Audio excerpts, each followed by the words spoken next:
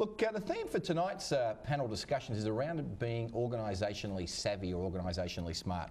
So I'm just interested in the views of some of the panel members. Phil, what does it mean for you to be organisationally smart? I actually think, I know it might sound really simple, but just knowing who the important people are in the organisation and what you need to do to keep them happy. To me, that's really the core of being savvy in an organisation. What about yourself, Mel? I guess probably from a service industry, looking externally, it's what your actual product is. I think if you don't know what your product is, how can you, I guess, communicate that to the people you're selling it to?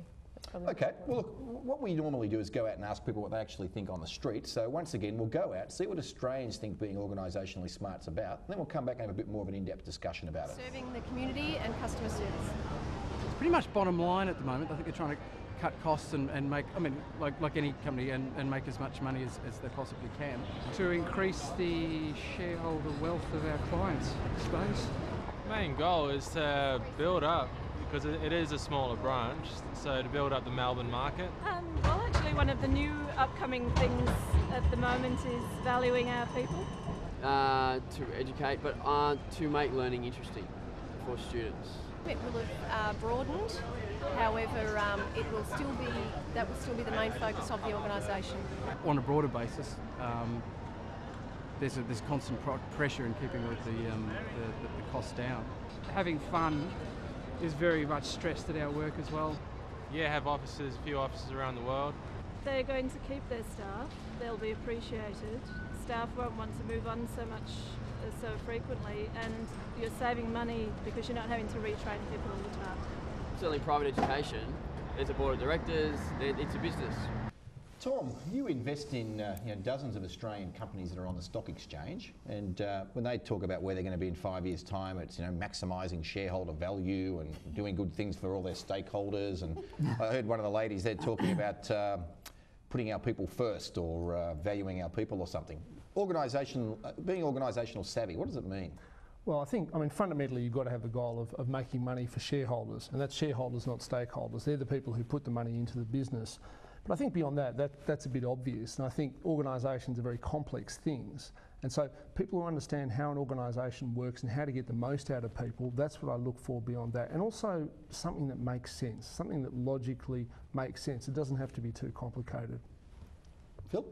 Yeah, I'd probably just, the bottom line for me is how do you keep the customer happy? And, I didn't actually hear many of these people talking about customers, and I just think that's just the absolute critical thing in a business. There was a story in, I think it was the BRW, it was a lead story recently about how consumers are so cheesed off with so many corporations, organisations, because organisationally they may be savvy within themselves, but what they're taking out to their consumers is absolutely being lost on them. Yeah. And what's happening is consumers are becoming so much more savvy about, where to invest, who to buy goods from, all of those kind of things. And organisations now need to match up with how smart people are being.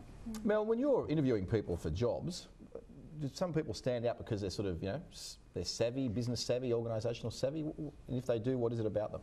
Oh look, I think there's been certain situations where you've interviewed two candidates and perhaps they're at a similar skill level, but I think personality and being able to communicate your abilities, even if they're not exactly what our client is looking for, I guess their ability and their enthusiasm, if that comes across more than one other candidate, that certainly stands out. How do shy people get jobs? It is difficult, and trying to, I mean, that's, I guess, a good skill as an interviewer to try and draw that information out, but sometimes people just, they're not good communicators. Especially when you've got a breakthrough with Melanie, who's doing 100 of these every 2 weeks and gives you 5 minutes on the phone. I don't see a lot of jobs out there for librarians, but presumably... No, exactly.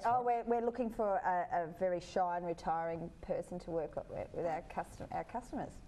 Look, I had a good example when I was down at Auskick the other weekend with my children, and I was talking to another one of the dads down there, and he said, look, we've got these graduates that join our firm, and they go to a function, and one of them met the chairman of the National Australia Bank only a few weeks ago, and was asking the guy what's involved in being the chairman, didn't even know who that person was, and the National Australia Bank was a major client of this accounting firm. So Yeah, I think at the basic level, it's sort of actually having some sense of what's going on out there in terms of the customers your company's got and who's who in your own business. And know who's coming to your party.